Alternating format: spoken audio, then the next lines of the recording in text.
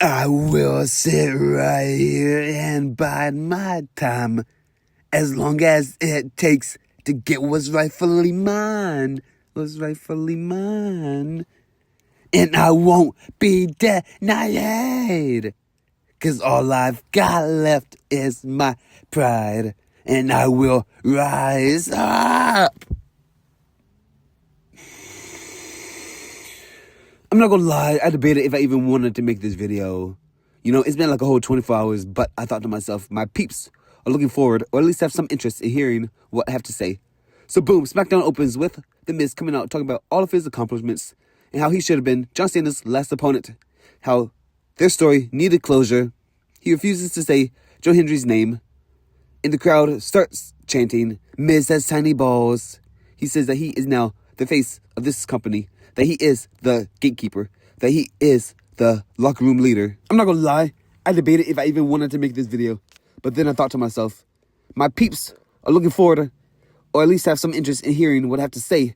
So boom, SmackDown opens with The Miz coming out talking about all of his accomplishments, you know, a usual Miz promo, and how he should have been John Cena's last opponent, how the story needed closure. He refuses to say Joe Hendry's name, and the crowd start chanting, Miz has tiny balls. He says that he is now the face of this company, that he is the gatekeeper, that he is the locker room leader. Randy Orton makes his return after months of being off of TV. He grabs the microphone, but never says a thing. He then RKO's Miz. The crowd chants one more time. He hits another RKO. So, like, what was the point of this segment? To make The Miz look like a joke? I personally think The Miz deserves way more than this. I know I sound like a Miz fanboy, but I don't care. He's good on the mic. He's great in the ring. He's been around forever. I mean, he doesn't have, you know, the best physique in wrestling. He's kind of flabby, but he doesn't have the worst body, the worst physique in the WWE right now, so good for him. But hopefully this will lead to a feud between The Miz and Randy Orton, but I doubt it. Triple H probably just wanted to cheap pop the crowd, you know, get a cheap pop. Moving on, we then get a backstage segment with Nia's Legend. That's my tag team name for Lash Legend and Nia Jax. Super creative, I know.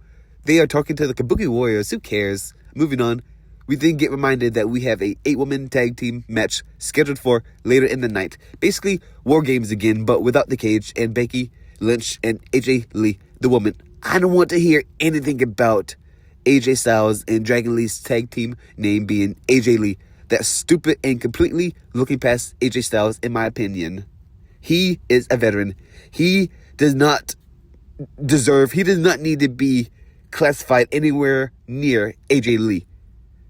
They cannot be put in the same category, the same totem pole or whatever. But you guys already know Rhea Ripley is on the good girl team along with Charlotte Flair. So they are obviously taking home the victory. Who cares, okay?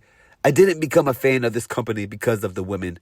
Now, it is a few exceptions. There are some women that I do have a little bit of interest in, but I'm not wasting time talking about it.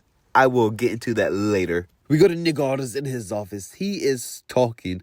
He is discussing. He is conversating with, oh goodness gracious, hurry up and load Jordynne Grace.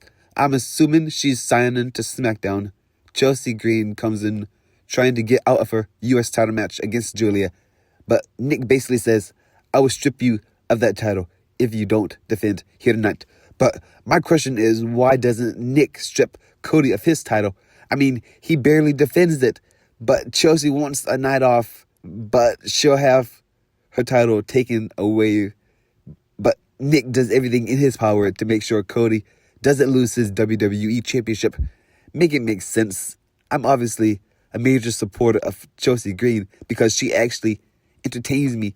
She has a character. She has a gimmick. I look forward to seeing her on screen. Is it Matt Cardona, a blessed guy?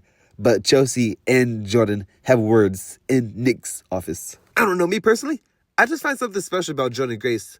Now listen, y'all. I know y'all are thinking Jordynne Grace special, despite the fact that I've never seen a single clip of her in the ring. But her voice, I'm not saying she's the most charismatic person I've ever heard, but I'd rather listen to Grace cut promos over Charlotte and Rhea and Bianca. I could keep going. Sir, are you smoking crack? No, I'm not. She just has a aura to her I feel has been missing on the main roster for a while.